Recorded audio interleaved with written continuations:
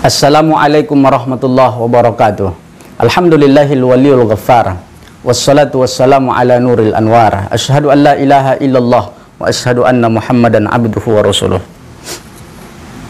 Allah Subhanahu wa taala mengingatkan kita di dalam Al-Qur'an surah yang sangat pendek. A'udzubillahi minasyaitonir rajim. Bismillahirrahmanirrahim. Ara'aital ladzi yukadzibu biddin? Fadzalikal ladzi yad'ul yatim wala yahuddu ala tu'amil miskin. Fawailul lil musallin alladzina hum an salatihim sahun alladzina hum yura'un wa yamna'unal ma'un. Anak yatim pada kali ini itulah tema yang kita angkat. Bapak Ibu hadirin hadirat yang dimuliakan oleh Allah Subhanahu wa taala. Masalah anak yatim Nabi Shallallahu alaihi wasallam tidak menganggap sepele. Masalah anak yatim di dalam Islam hal yang paling dianggap serius.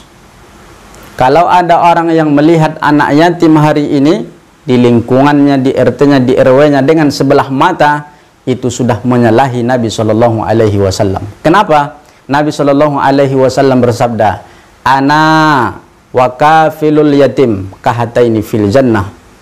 Nabi Shallallahu alaihi wasallam bersabda, saya dengan orang yang menyantuni anak yatim seperti dua jari ini di dalam surga. Bapak Ibu yang dimuliakan oleh Allah Subhanahu wa taala, jari telunjuk Nabi kemudian didekatkan dengan jari tengahnya, tidak ada jarak antara Nabi Shallallahu alaihi wasallam di surga dengan pecinta anak yatim, dengan menanggung biaya anak yatim, dengan orang yang mendermakan hartanya untuk anak yatim, maka dia di surga dengan Nabi Shallallahu alaihi wasallam. Maka itulah kemuliaan anak yatim.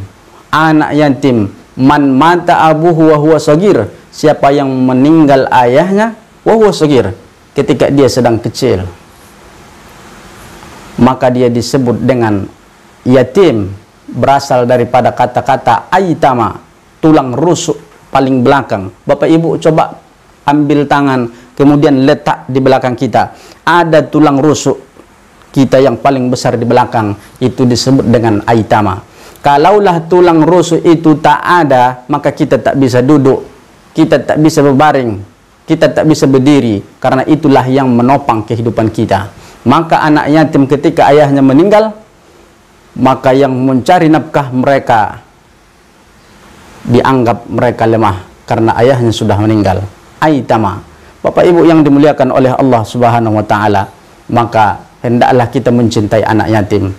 Nabi Shallallahu alaihi wasallam bersabda, khairu baitin, sebaik-baik rumah yang ada di atas dunia, allazi fihi yatim, orang yang ada di dalam rumah itu anak yatim, wa khairu fiha, dan mereka berbuat baik kepada anak yatim tersebut. Wa syarru baitin, adapun kebalikannya, seburuk-buruk rumah yang ada di atas dunia, orang yang ada padanya anak yatim, wa asaha fiha, kemudian mereka memperlakukan anak yatim, menyiksa anak yatim di panti asuhan, kemudian menghardik mereka, itulah sejelek-jelek rumah.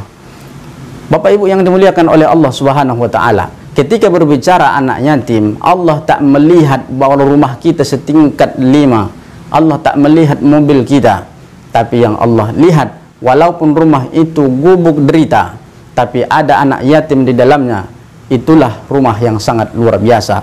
Ma'asyiral muslimin yang dimuliakan oleh Allah Subhanahu wa taala. Yang terakhir, maka orang yang menghardik anak yatim, tidak mempedulikan anak yatim, maka itulah sebenarnya pendusta-pendusta agama. Ara'aital ladzi yukadzibu biddin, tahukah kalian siapa itu pendusta agama? Fadzalikal ladzi yad'ul yatim, mereka yang tidak peduli dengan anak yatim. Tetangganya ada anak yatim, dia makan kenyang, anaknya sekolah tinggi-tinggi, anaknya kenyang, tapi 2-3 hari anak yatim kelaparan tak bersekolah, maka sesungguhnya dia adalah perongrong agama, maka sesungguhnya dia adalah pendusta agama. Wala yahuddu ala tu'amil miskin, kemudian dia tidak peduli, sedikit pun kepeduliannya tidak ada terhadap fakir dan miskin. Ini adalah pendusta-pendusta agama.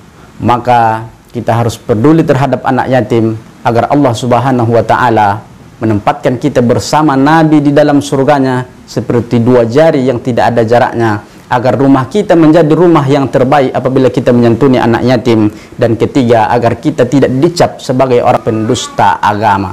Demikian ceramah kita pada kali ini. Wallahul muwaffiq ila aqwamit thoriq. Assalamualaikum warahmatullahi wabarakatuh.